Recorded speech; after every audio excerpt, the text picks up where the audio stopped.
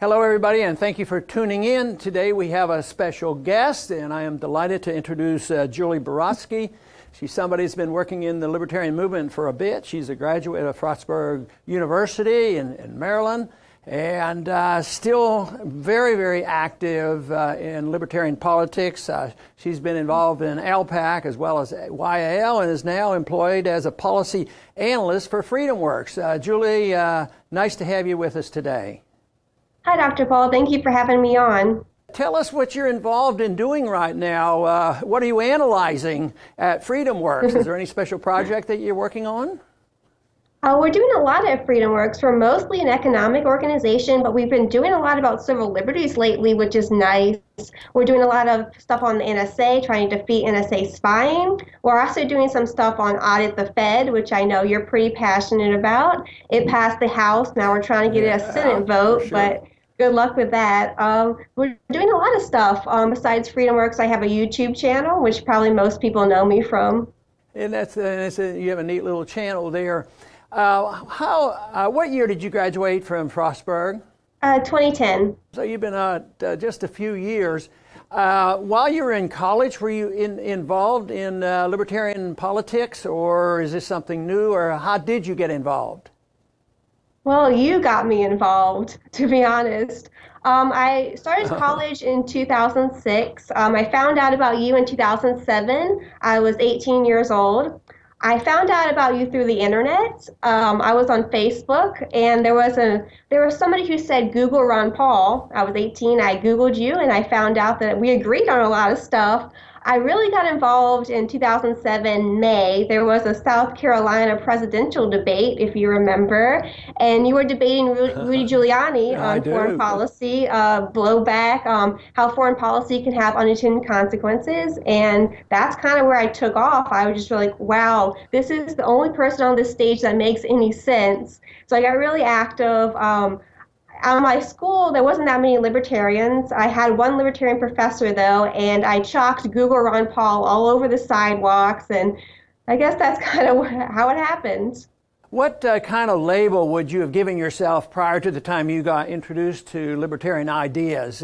Growing up, I was a conservative because I thought there was only two options, liberal or conservative, and I was very anti-communist. I was told that my ancestors escaped communism in Eastern Europe, Polish, and so I was like, I'm anti-communist, so I must be a conservative. That's the furthest thing from communism, right? I found out about libertarianism when I was 15. Right. At the time, I was starting to have some doubts about George W. Bush. I was a conservative Republican, but I was like, what? Why are we having all these wars? What are they accomplishing? You know, how much money is being spent? How many lives are being lost?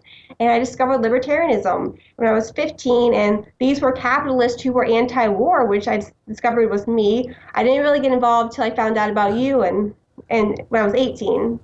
Well, when you became more libertarian, you endorsed these ideas. How did your family react? Did your parents say, hey, Julie, you're going too far? Or did they have an open mind to which direction you were going?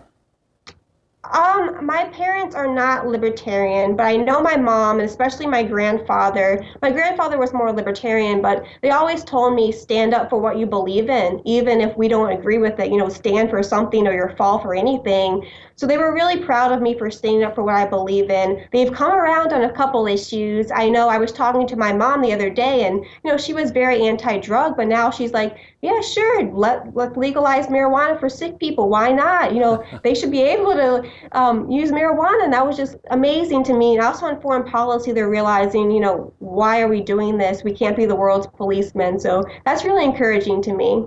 Now, in your work with FreedomWorks right now, and they're involved in all the libertarian issues, the foreign policy, as well as personal liberties, but have they gotten involved at all? Have they taken a position on this Ebola crisis and the proper role of government under these circumstances? We haven't exactly got involved. I know we've been saying that the CDC doesn't need any more money. I know the CDC, the Center for Disease Control, have been saying, oh, the sequester cuts are hurting us and, we don't have enough money. We've been saying that's not true. There's so much waste in the CDC. You don't need any more money to solve this. So we've kind of got involved in that. But I just personally, I think it's not that big of a deal. I think a lot of people are panicking over nothing. And I think really the marketing can solve it more than the government can. Everybody knows that I like going to the college campuses, and it seems that young people, and for instance, you as a college student, respond very well to trying to listen to something that is consistent and reliable and makes common sense. A lot of people say to me, it just makes so much sense of what you're saying that you should apply these principles both to personal liberties and economic liberties. And for that reason, I have a lot of optimism, although I, as many others, foresee, still a lot of problems. I mean, if you look at the economic conditions of this country, on the surface they may look okay, but underneath they're in bad shape. And of course, foreign policy's in shambles. But I also see this as a tremendous opportunity for all of us to get together and come up with these answers. That, of course, is why I've always been interested in what you've been doing and all your activities, because I think this is so important.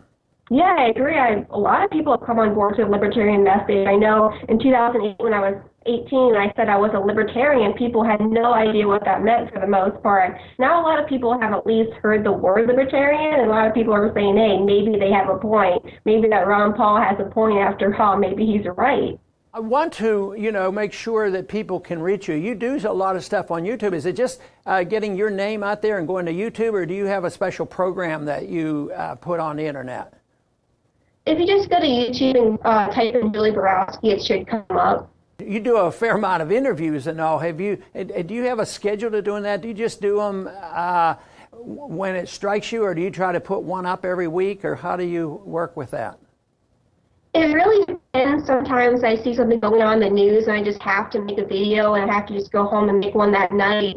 I do a lot on the weekends because this just happens in my spare time. I try to do at least one every other week. It really depends on what's going on in the news, what I'm passionate about. I'm glad we were able to get together and be able to talk a bit, because I wanted to congratulate you on all your work, because I think you represent a large number of people. And so often young people ask me, what should I do? And I don't have an answer for everybody. I just say, do whatever you want to do. And you've done so many things, but you're following these set of principles. And I think it's just great. And that's what gives me encouragement. So I want to thank you very much for being with us today. And I wanted to tell the listeners that this is the reason that we have this program, to introduce you to individuals like this, because really it's the wave of the future and why we should be hopeful in spite of all our problems. But thank you, everybody, for tuning in today.